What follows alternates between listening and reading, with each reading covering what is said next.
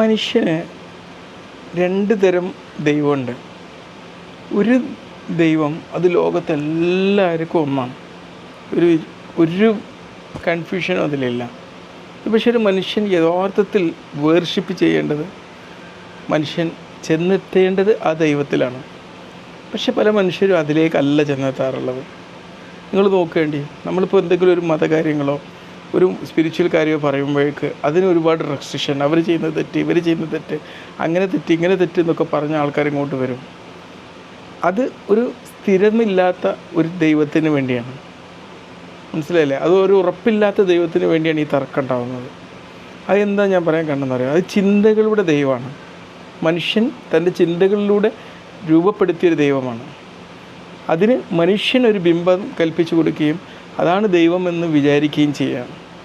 എന്നാൽ മറ്റൊരു ദൈവത്തെ ഞാൻ പരിചയപ്പെടുത്തുകയാണ്. നിങ്ങൾ ഇപ്പോൾ നമ്മുടെ ശരീരം, ഹൃദയം പിടിക്കുന്നു. ഈ മിടിപ്പ് നമ്മുടെ ശരീരത്തിലുള്ള ഒരു എന്താണ്, ഈ മിടിപ്പ് അല്ലെങ്കിൽ നമ്മുടെ ഓരോ കോശങ്ങളും നമ്മൾ പ്രവർത്തിക്കുന്നു. ഇതെല്ലാം വിഭജിക്കുമ്പോൾ ഒരു ഊർജ്ജമായി നിലനിൽക്കുന്നു. ഇതൊക്കെ ഒരു പ്രത്യേക നിയന്ത്രണത്തിലാണെന്ന് നമുക്ക് വേണമെങ്കിൽ പറയാം, അല്ലേ? ഇതിനൊക്കെ ഒരു ലോ ആൻഡ് ഓർഡർ ഉണ്ട്.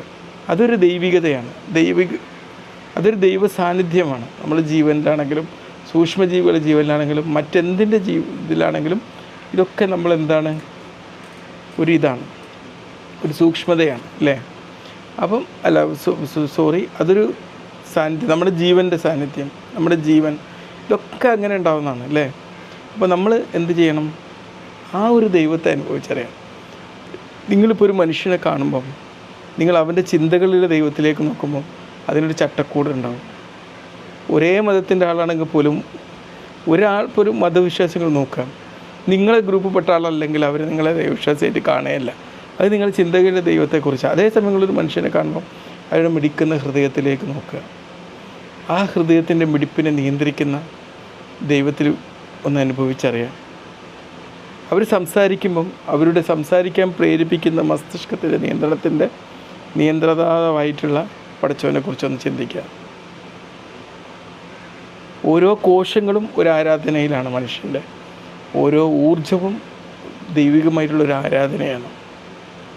ആ ഒരു സാന്നിധ്യമാണ് യഥാർത്ഥ ദൈവ സാന്നിധ്യം എന്ന് പറഞ്ഞാൽ. അല്ലാണ്ട് ഇങ്ങനെ അങ്ങോട്ടും ഇങ്ങോട്ടും അടി കൂടി മനുഷ്യൻ അടി കൂടുന്നത് മനുഷ്യൻ്റെ ചിന്തകളിൽ ദൈവത്തെക്കുറിച്ചാണ്.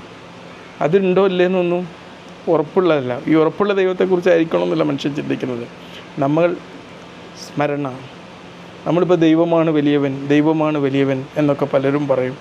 നമ്മൾ ഓരോ പ്രാവശ്യവും പല ഭാഷകളിലായിട്ട് പല തവണകളായിട്ട് ഇങ്ങനെ ഉരിയിടുമ്പം നമ്മൾക്ക് ഒരു റിയൽ ദൈവത്തിൻ്റെ അനുഭവം വരുമ്പം ആ വലിയവൻ എന്ന് പറയുന്നത് നമ്മൾ ആ മന്ത്രം ചൊല്ലുന്ന സമയത്ത് അത് നമ്മുടെ കോശങ്ങളിൽ സൃഷ്ടിക്കുന്ന പ്രകമ്പനത്തിലൂടെ നമുക്ക് ഒരു നിർഭയത്തോടെ ഉണ്ടാക്കി തരിക ചെയ്യാം. ദൈവമാണ് വലിയവൻ, ഈശ്വര ജയ്യോ, അല്ലാഹു അക്ബർ, ഗോഡ് ഈസ് ഗ്രേറ്റ്, ഇതൊക്കെ സെയിം പാറ്റേണുകളാണ്. പിന്നെ നമ്മളൊരു കാര്യം പറയുമ്പം നമ്മളെക്കൊണ്ടത് പറയിപ്പിക്കുന്നത് ദൈവമാണ്.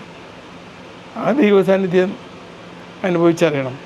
നിങ്ങളും മറ്റൊരാളും സംസാരിക്കുമ്പം അവരും നിങ്ങളും തമ്മിലുള്ള